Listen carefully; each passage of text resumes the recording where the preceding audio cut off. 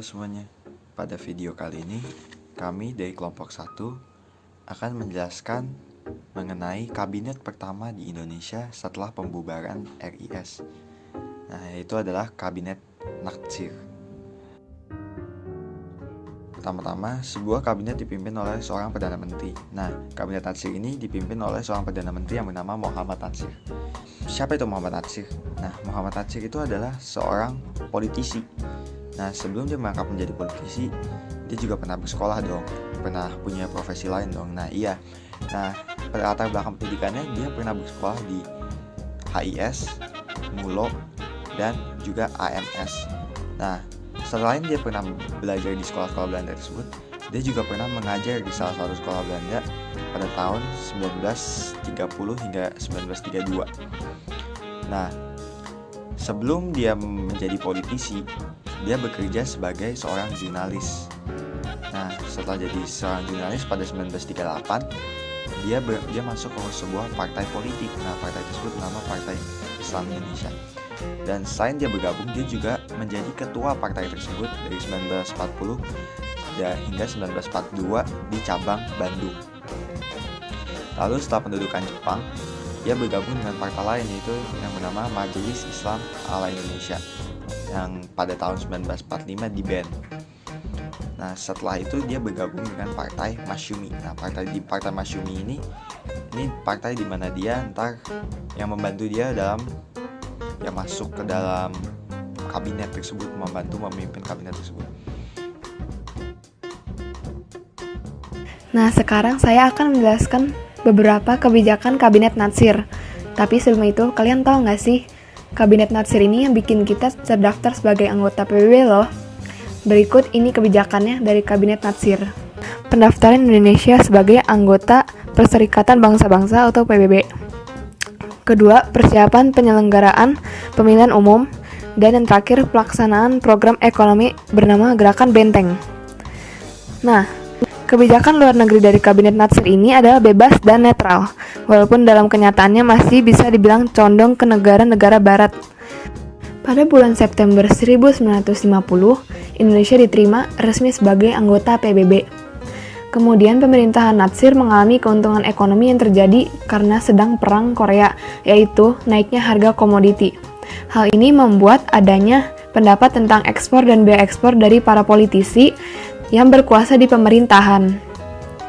Namun, Menteri Perekonomian pada saat itu, Syarifuddin Prawinegara, menolak menggunakan hal semacam itu untuk mendapatkan keuntungan.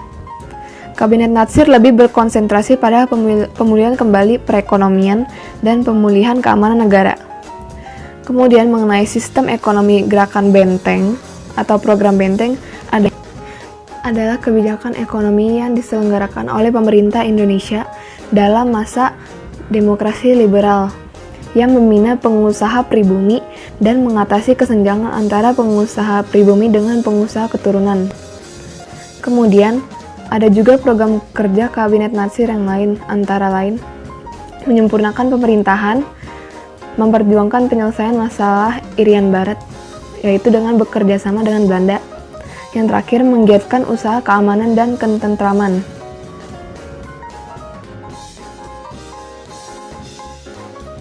Kita masuk ke partai pendukungnya. Ada 5 partai pendukung di sini. Yang pertama, Partai Persatuan Indonesia Raya atau bisa disingkat dengan PIR. Adalah partai politik Indonesia. Tahun 1954, PIR dipecah menjadi 2. Ada PIR Wongsonegoro dan PIR Hazairin.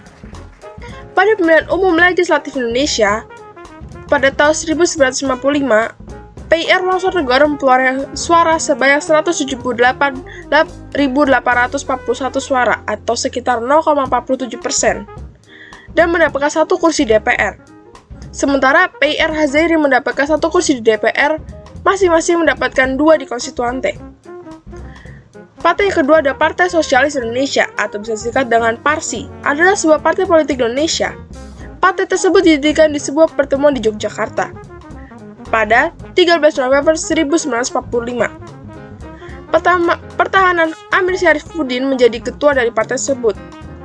PARSI kebanyakan terdiri dari mantan kolega Amir Syarifuddin dari perjuangan pemberontakan masa perang di Jawa Timur. Partai yang ketiga ada Partai Katolik, yang lahir kembali pada tanggal 12 Desember 1945 dengan nama PKRI atau kepanjangannya Partai Katolik Republik Indonesia. Merupakan kelanjutan dari atau sempalan dari Katolik Jawi yang dulunya bergabung dengan Partai Katolik. Sebenarnya partai ini sudah ada dari tahun 1917. Namun partai ini baru secara resmi berdiri pada tahun 1923 di Yogyakarta.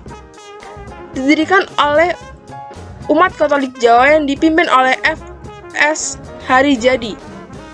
Saat I.J. Kasimo memimpin, partai ini kemudian dinamai Pakempalan Politik Katolik Jawi atau disingkat dengan PPKD. Pada masa penjajahan Belanda, PPKD karena kebutuhan siasat politik bergabung dengan Injil Katolik ke Partai. Partai keempat ada Partai Kristen Indonesia. Partai Kristen Indonesia adalah partai politik Indonesia pada tahun 1950 sampai dengan 1973. Basis wilayahnya pada daerah Protestan Indonesia. Didirikan pada tanggal 10 November 1945 dan berhenti beroperasi pada tanggal 10 Januari 1973.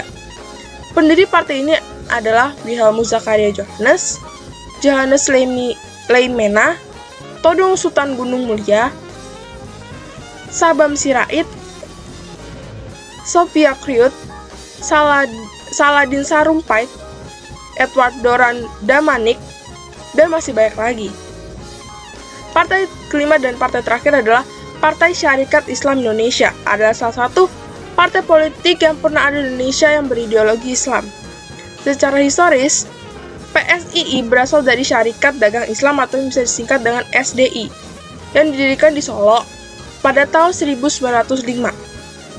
Partai ini berfungsi dalam PPP pada masa Orde Baru.